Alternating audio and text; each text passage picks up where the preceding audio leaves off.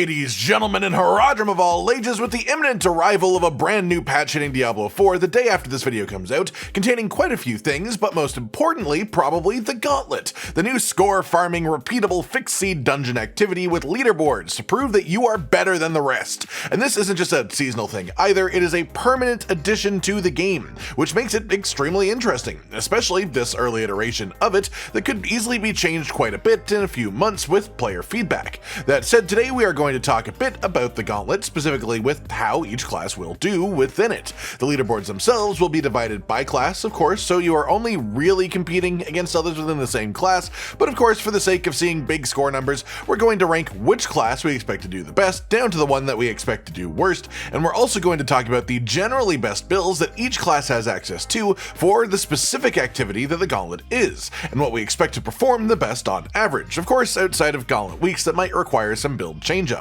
Starting off then, let's go with the likely to be lowest scoring class for this activity, which is going to be Necromancer. The specific reason for this is honestly, regardless of build, Necromancer just is not physically fast. It does not move quickly, and even with the changes in patch 1.3.3, you will gain like 12% movement speed at the cost of some of your damage, which isn't fantastic. The damage that Necro can do though, and the general build that I expect to do the best in Gauntlet in general for the class, we already have up on the channel right now as a video, which is a Bone Spear build with Corpse Explosion worked into it, which should be especially good after the buff that it is getting in the patch, and this also uses Lidless Wall for bonus Bone Storms too, so that you're basically just as sorted as you could possibly be for damage and survivability, at least on tier 70 equivalent monsters, but the speed of it will simply be a hard wall for Necro when piling up score compared to the other classes. The class that I expect to have the second lowest score then as a whole is actually going to be the Rogue, and the main reason for this is not the same as Necromancer, as any Rogue players will know that you can be pretty damn speedy, though honestly still not as speedy as the top 3 can be, and the damage and survivability are generally more than good enough in top Rogue builds for this as well, but the problem for Rogue is you don't generally get one build that is both excellent at AoE and mob clearing and also excellent at single target. You really sort of have to choose, and the Gauntlet will have loads of tiny monsters but also multiple bosses, which makes single target a bit more of a concern as well than it would be in a normal dungeon. All that said, the build that will likely do the best is the one that is just performing best for Rogue right now in general, which is Penetrating Shot. It's just in an excellent place right now compared to the rest of the builds that the class has access to after all the changes that were given to the class at the start of the season. Third up then, and honestly it's hard to say this given how cool the recent developments have been for them, it's Druid. I wish I could put Druid higher, because I absolutely love the stuff the Druid community has been coming up with as of late. This is Boulder Shred. It takes the concept of shred builds, which are all about speed and teleporting from one enemy to the next back to back, combines it with the Boulder unique amulet that makes it swing in circles around you for its duration, which honestly does extremely high damage, both AoE and single target as well if you build up enough of them, which generally is dependent on enemy density, which should absolutely not be an issue for the Gauntlet as we know it. As far as why this is third then, I expect this to reach some pretty crazy scores, honestly, and I love the build concept in general. I'm a really big fan of it, but even with Shred being extremely fast as a movement tool, it's still going to be slower at purely moving around the place than the other two classes at the top of the list, which is a really big factor, and even with the damage this pumps out, it still is less damage than the other two as well, but I still expect it to be enough to overtake Rogue and Necro scores quite handily. Then in the second highest score slot that we have, what might surprise some people, which is Barbarian. Yes, Barbarian, which can hit for hundreds of millions in singular slams, one-shotting bosses constantly all over the place, treating the most challenging content currently in the game like it's a child play toy. And yes, I'm putting it second. The reason? Movement speed. And that's saying something, because especially with only tier 70 equivalent monsters in the Gauntlet, charge builds are actually incredibly viable and strong, being good enough to one-shot most of the enemies at that difficulty. And the specific build that I recommend we also have on the channel as a video,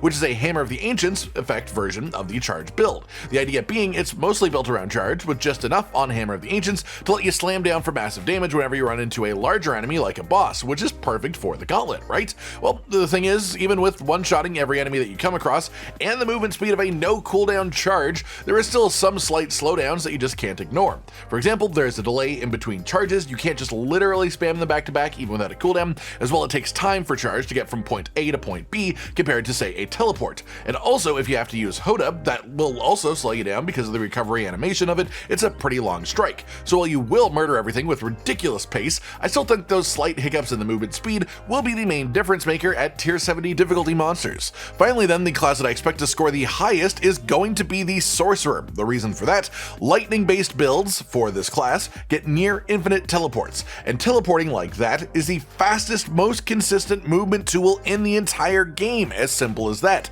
It is smooth as butter, one point to the next, fully controllable, no time from point A to point B like Charge has to deal with, and in the right build, you can both be teleporting, essentially constantly, while also killing enemies in milliseconds at tier 70 difficulty, especially due to Raiment of the Infinite making you pull all enemies in close every time you teleport, compared to Barbarian having to track everything down a bit more manually. The build that we expect to do the best for this is a variant Arclash build, which again we have a full build video for on the channel already, and the idea behind this is using the Unstable Currents ultimate to fire off random lightning skills every time you use a lightning skill, pairing that with a high attack speed and mobility and general buffs using Arclash as a basic skill, and then you just have all these lightning skills going off, all of your damage bonuses tied to lightning, you just roll through the place launching off spells, decking everything as you move at the speed of light essentially, and while AoE is a breeze, bosses don't really slow you down much at all. Overall, I really expect the main difference between Sorcerer and Barb to be actually relatively small in score. I think Sorcerer gains some score from just pure movement speed, even though Barb is faster at the actual killing parts usually,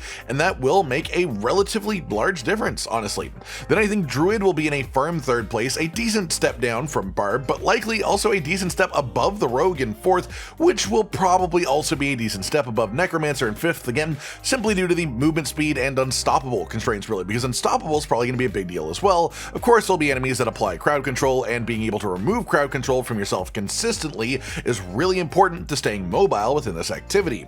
And that just about does it for today then everyone, a full ranking list of the 5 classes in the game and how I expect them to perform as far as the highest scores will look within the Gauntlet, at least in the opening weeks. And then of course just the builds that I predict to be the best for each class as this whole thing develops, and obviously some weeks there will be unique aspects of the Gauntlet that change in ways that incentivize build changes into the fold, things like different affixes on the actual dungeon. But under standard conditions, and honestly in most variants aside from hard blockers of certain things, these are the 5 builds that I expect to be pretty standard through the Gauntlet week in and week out until season 4 really. What are your thoughts then? Do you agree with my placement predictions? Honestly, I'd love to see your thoughts, and then when we have our first week or two under wraps, whoever's right can brag and be all smug and stuff, which is fun. Well, at least it's fun for whoever wins, I suppose. All in all, the Gauntlet is meant to just be a fun new way to throw yourself at the game, trying to give you more reason to spend time actually playing this game in a different way. You shouldn't feel fully constrained to the builds that I mentioned, but I definitely think that they are the best ones for the specific activity at hand here. I hope you've all enjoyed this and hopefully it helps you out in some way if you're hunting those high leaderboard positions.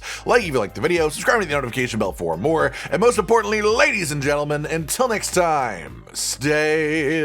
sweet. Josh, Cotton, and Hollow with the videos, dropping the humor like a hammer on your tippy toes, bringing entertainment on a daily arrangement to take our insanity and turn it into entertainment. Yes, I said entertainment twice,